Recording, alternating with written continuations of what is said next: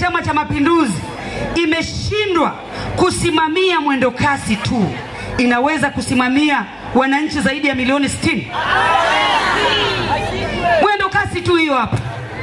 Wamekuja na mkakati wa mwendo kasi eti kupunguza msongamano Dar es Salaam. Sasa badala ya kupunguza msongamano, mabasi wameongeza msongamano. Mabasi ya watu binafsi yameondolewa kwenye barabara za mwendo kasi. Kuna sababu gani? Wangeacha mwendo kasi ipite kwenye njia yake na yale mabasi ya daladala yapite kwenye njia zake za kawaida, yasaidiane kupunguza msongamano, si ndio? CCM inataka ibaki yenyewe, ikusanye. Watu walikuwa wamechukua mikopo kwa ajili ya daladala, wameingia hasara leo hii. Mabasi yao wanadaiwa na mabenki. Alafu leo watu wanahangaika kuninginia kwenye mwendo kasi. Na kila mwaka sijui wanabadilisha wasimamizi wa mwendo kasi, kila mwaka wakurugenzi wanaondolewa. Haiwezi kuwa suluhu. Suluhu ni serikali kuhakikisha inabinafsisha mwendo kasi. Wako watu leo wana mabasi zaidi ya 4,000 wanakwenda ndani na nje ya nchi. Wapeni watu hao mwendo kasi hii, muone kazi itakaofanyika. Acheni sekta binafsi, daladala hizi na zenyewe zitumie njia ya kawaida, zisaidiane kupunguza msongamano Dar es Salaam na sio kufukuzana. Tupeni Chauma tuje na mkakati. Chauma tukiingia madarakani, ndugu zangu, tutakuja na mkakati wa kuwa na barabara za juu kama ilivyo Nairobi. Jiji la Dar es Salaam kwa idadi ya watu wake na kwa wingi wa watu, teknolojia inayotakiwa ni kuwa na barabara za juu. Magari yapite juu na mengine yapite chini, ndugu zangu. Ndio namna pekee ya kutafuta suluhisho. Sio suluhisho hili la mwendo kasi. Wamekuwa na mwendo kasi zaidi ya 200-300. Leo mwendo kasi zinaenda kuonekana sijui 6, hata 6 hazifiki. Watanzania wako wangapi ambao wanahitaji mwendo kasi? Tupeni Chauma tuje na majibu ya kweli ya kuhakikisha jiji la Dar es Salaam hili ndio jiji lenye uchumi wa kibiashara mkubwa. Tuna vyanzo vingi viko Dar es Salaam, bandari. Tuna soko la kimataifa la Kariakoo. Tuna mahospitali makubwa yako Dar es Salaam. Balozi zote, ikulu zote ziko Dar es Salaam. Msongamano ni mkubwa. Tupeni Chauma tuje na mkakati wa kupunguza msongamano jiji la Dar es Salaam. Tunaweza. Tuje na mkakati wa barabara za kupita juu zitakazoweza kusaidia magari yapite juu na mengine yapite chini. Tunaweza, kwa sababu kodi tutakuwa na uwezo wa kuzisimamia. Leo hii ndugu zangu, nchi hii ina neema ya kila kitu. Tuna neema ya kila kitu. Hii bandari mnayoiona ya Dar es Salaam hapa, ndugu zangu, Rais wa Rwanda Paul Kagame aliwahi kusema, nipeni mimi niiendeshe, niwalipe nyewe wa Tanzania kodi, alafu sitakaa nichukue kodi kwa Mtanzania yoyote, wasamehewe kodi kwa miaka 100. Mnaweza mkaona ni namna gani hii bandari ilivyo na uwezo. Leo bandari ya Dar es Salaam inahudumia nchi zaidi ya 10 ambazo hazina bandari. Zinaacha kodi hapo. CCM wanakusanya kodi hizo, wanaweka mfukoni.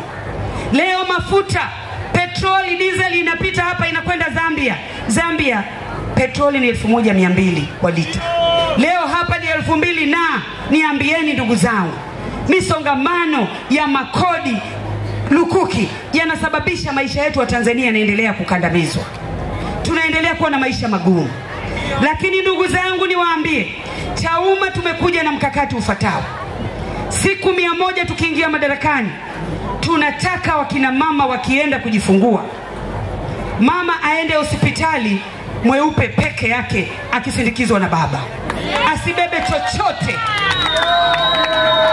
Akifika akikwisha kujifungua salama, cha kwanza apewe kadi ya kliniki ya kwake na mtoto wake. Bure kabisa.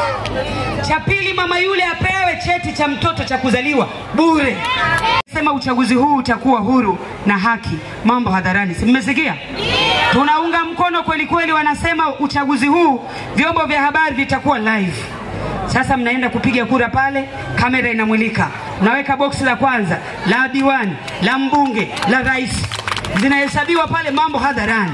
Safari hii tunasema haibiwi mtu. Jipange Jitokezeni ndugu zangu kwenda kupiga kura. Kapigeni kura, tutazilinda kura. Sawa sawa ndugu zangu. Sasa kuna mheshimiwa diwani hapa. Ngoja nimpe Wangwe ashushe mawili matatu hapa, baadaye aje mbunge. Twende kazi. Waziri wa ardhi. Waziri wa ardhi anapambana huko, anasahau kama ana jimbo hapa. Miaka 5 waziri huyo kafanya nini ndugu zangu? Barabara za mashimo namna hii. Barabara zenye mahandaki, sijui hata wenye magari wanafanyaje. Kama kweli mtu huyu, nadhani ndio maana alipambana ili jimbo ligawanywe. Kwa sababu kwa namna hii msingemrudisha tena. Lakini nachosema, mtu aliyefanya makosa yatamfuata kokote kule. Hata kama jimbo limegawanywa, wasifikiri watu wa Msongola mtakuwa mmesahau. Nina uhakika hamtafanya makosa. Ametuambia mbunge hapa, amemleta rafiki yake baada ya kuona huku nyinyi mmemkataa, amemleta rafiki yake angalau wabahatishe. Sasa hapa hakuna kubahatisha. Sawa sawa ndugu zangu? Tunasema hiyo ni chupa na mfuniko, si ndio? Maana yake ni nini? Aliyetoka na waliyemleta wote ni sawa. Nendeni mkawakatae. Mpeni Benson Kigaila ndugu zangu, aende akapambane, arudishe heshima ya jimbo hili. Arudishe heshima ya jimbo hili kwa kuhakikisha anashughulika na barabara zenu. Leo sijui wakati wa mvua mnafanyaje, lakini ninaiona hatari na hivi mvua zinaanza. Tarehe 29 mkimpa Benson Kigaila, akaapishwa tarehe 30, na kuambia kwa uwezo wa Benson nao ufahamu mimi, pale bungeni haitapita mwezi mtaanza kupata lami hapa. Mna bahati, mna mbunge mashine ndugu zangu, mwenye uwezo, na kuambia atakwenda kumkaba spika mpaka kitaeleweka hapa. Mpeni imani yenu miaka 5 muone. Mtasema mlikuwa wapi miaka yote mnahangaika na sisi. Mpeni diwani wake hapa wakati ya Msongola, Wangwe, asaidiane naye pale halmashauri. Haki ya Mungu, mimi nawaambia pale halmashauri patawaka moto. Dawa ya sehemu kwenye panya wengi, unapeleka paka mmoja tu akawachangamshe pale halmashauri. Mikopo yote irudi hapa. Na huyo mbunge wenu mnayesema wa CCM anayeomba kura hapa, si alikuwa mtoto wa meya?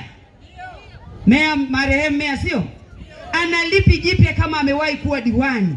Ameshindwa kufanya akiwa diwani, akiwa mbunge ataweza?